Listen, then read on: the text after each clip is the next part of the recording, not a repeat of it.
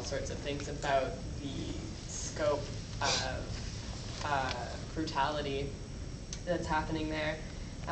And of course, like, it got so much worse in the lead up to the Olympics and since the Olympics, and it just keeps escalating.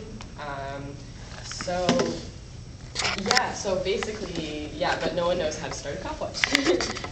But there are some issues, like some logistical questions I have, I guess. One is having to save footage, because like, how many times have I watched like the one person who's filming everything, like they're the first person to get arrested in most situations. So I'm kind of curious about like how that plays out in a practical sense. Yeah, and how do people balance out like personal safety? Like you were talking about being able to get involved, like as someone who is like very much targeted by the police.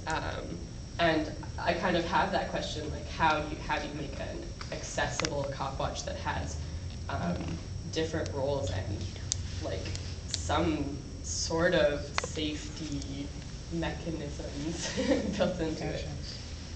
Yeah. Gotcha, thanks. What's your name? A secret. Okay, sorry. You can ask me later. Go ahead. I'm Annalisa. I'm from Seattle Copwatch, and basically what I hope to learn here is just skills to make Seattle Copwatch more sustainable and have it for the long term. We started last August, so it's here to bring skills back. Cheers. All right, I want to do a little bit of just checking with y'all. Like, you know, all I really have is my own experience and what I've learned from talking to other groups. So take everything with a grain of salt. It's just my own perspective. One thing that I think is really important, like you've got this big project, and I think that we ought to just say, what is our goal? Our goal is a better justice. Not justice, because that's sort of absolute, but a better justice, more justice. So if that's our goal, now how are we going to get there? A Copwatch, Copwatch is only as useful as it is to the people. Like, don't fall in love with your Copwatch, because Copwatch itself is a tactic. So the point is not to have a Copwatch. The point is justice. Now, this cop watching as a tactic, some of you guys expressed that maybe you're part of another organization, and that organization needs like a little subcommittee, a little something, a little Copwatch project, right? Maybe you're working with homeless people, or you're trying to work with young people, and you're hearing these stories, and so you're thinking, man, I got to collect these stories. You know, that's fine, that's cool. To do that, there's another. So I guess the question number 2 here is, what is your goal or your mission? What are you trying to do? Are you trying to do you want to just be reactive? Or do you want to be proactive? Do you want to try to get something in motion in your community that has a positive momentum, that will be an authority? Do you want to become the folks that the media calls when there's the police want to introduce tasers into your neighborhood? Annalisa, what does Seattle Copwatch think about that? You know, and you could become that, right? Or do you just want to deal with this little issue like, you know, a friend of my friend got killed and I want to support her in getting some justice for that person. So how big a piece are you going to try to chew? And that's real important, because as you think about constructing a sustainable Copwatch, you have to make some choices now. Like, for example, how do you document? If you're just a reactive thing, if you're just saying, well, you know, my sister here, her friend got things, so let me go over to the house and I'll photograph the injuries and I'll help write down the narrative and so forth, and I'll help her find a lawyer, and we'll just handle that. You know, and that's sort of Copwatch-ish, you know, kind of thing. But if you're saying, no, we want to discredit the police as a form of governance, and that's going to take some big work. So listen, before the thing started, how are you going to do that? One of the things that, you know, technology has kind of caught up with us, but the choices you make, even around how you document. Are you going to take that camera that your uncle didn't want anymore, and it's using, you know, high 8 tape? right? Well, have you guys tried to transfer a high 8 tape? What have you done with your high 8 tape?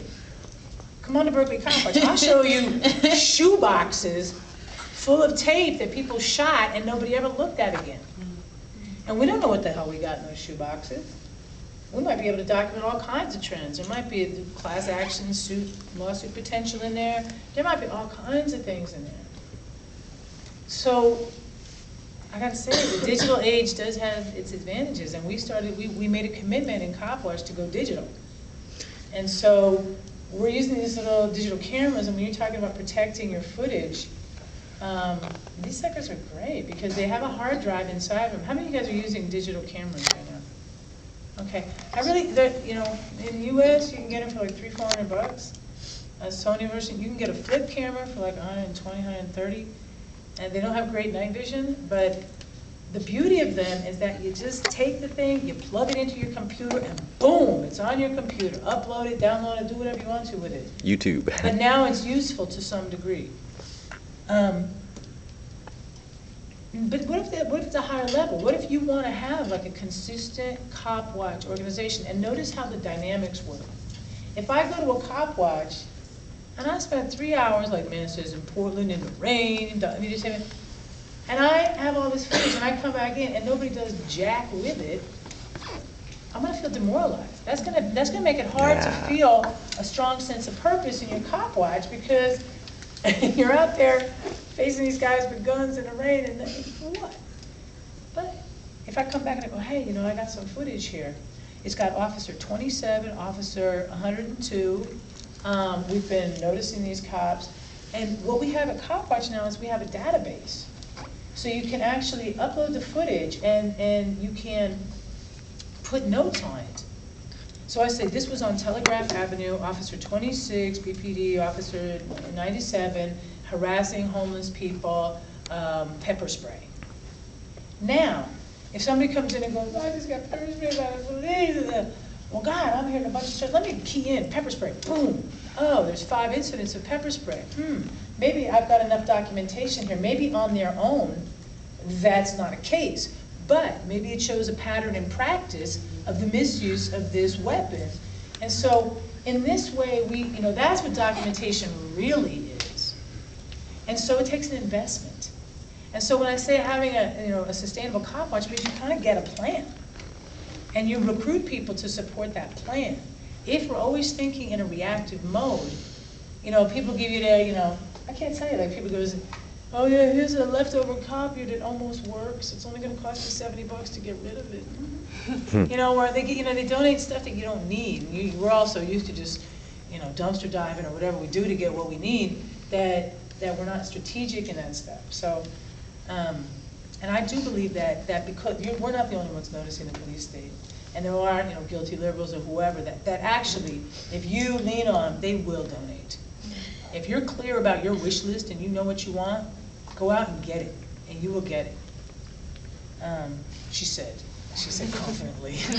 And if they don't, just let the public know they didn't. Shame, mercilessly. So yeah, I'm really into that idea of mission. But I want to tell you also, the strongest resource that Copwatch has ever had is people. We emphasize people. Money comes later. People is what we need. And Lord knows, there's plenty of people. So I guess what I would ask you to do is think to yourself, how do you get people in your organization? What's your recruiting strategy? What are the doors into your group? We have this, one of the strategies we use, there's 2 strategies mainly that we use to varying degrees of success. All right, 3 strategies. Strategy number 1 is that we have this, that's not strategy. Strategy number 1 is know your rights trainings. I gave everybody this. I think it's kind of funny. I just want you to look at this graphic and just don't do as we have done kind of thing. What do you think about that graphic? Excellent. Excellent. Raise your hand if you think this is excellent. Here. As long as he doesn't pull the trigger, it's good. Recently, we use the resources that we are blessed with, and recently a young man walks in and says he's an artist, and he's quite a good artist. He had done a mural in the alleyway that had Copwatch's information and, you know, art, Art, yeah, for sure. And stencil, he's like, I got the stencils if you guys want to go out, you know, spray painting and stuff. I'm like, oh, I don't know, man, I don't know if I need to get busted for spray painting, but then he comes with this I said, well, because of all the attacks on cop watching, why don't you have like a gun versus a camera? You know, and that really would frame it for folks. Well, this brother, he took it a little, he's like, and I'm just trying to think in terms of recruitment strategies. You want to join this group? Gotcha. You want to join this group? Media, right? You know, some of the Cal Berkeley students were like, well, that's cool, more power to you, good luck with that.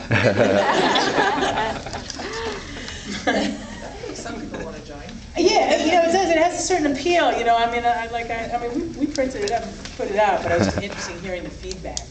And trying to be sensitive to the fact that, you know, not everybody that you want to attract, you know, like this is a white dude, you know, he's about to get his head blown off, but not everybody wants to feel like they're ready to put their life on the line, or wants to feel like that's what they're signing up for.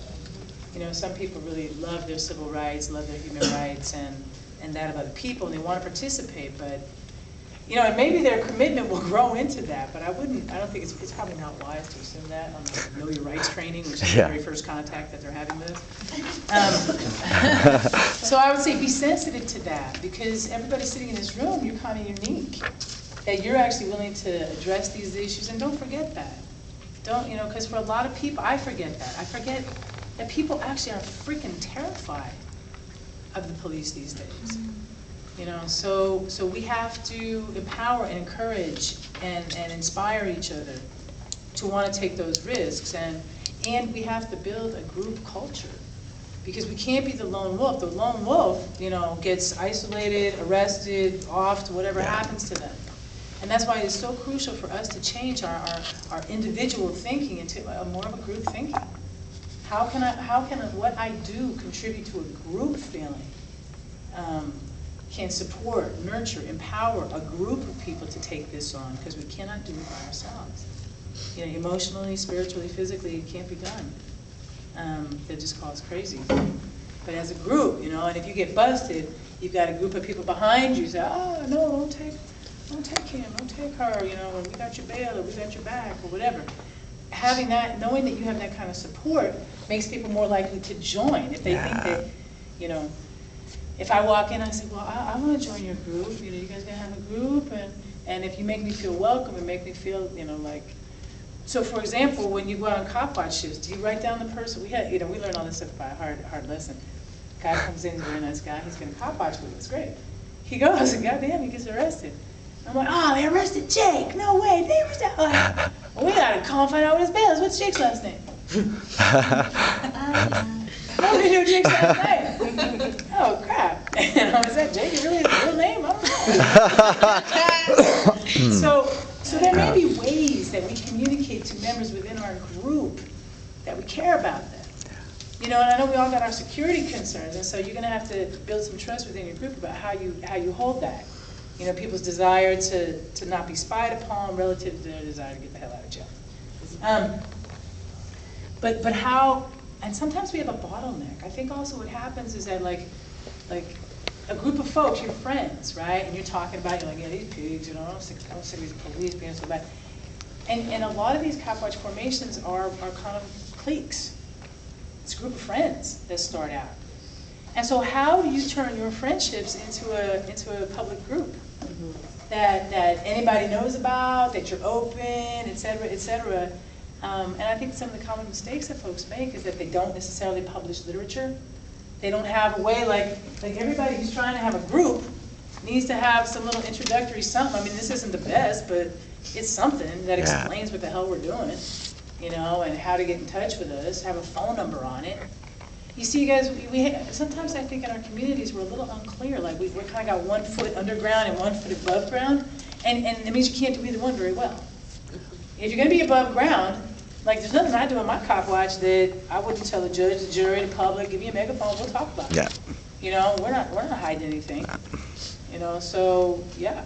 So yes, we're going to be infiltrated. Yes, Police are gonna know who we are. Yes, that's all true. You know, and if you're gonna try to be secret, then you can't have a public organization. So don't let that ambiguity paralyze you.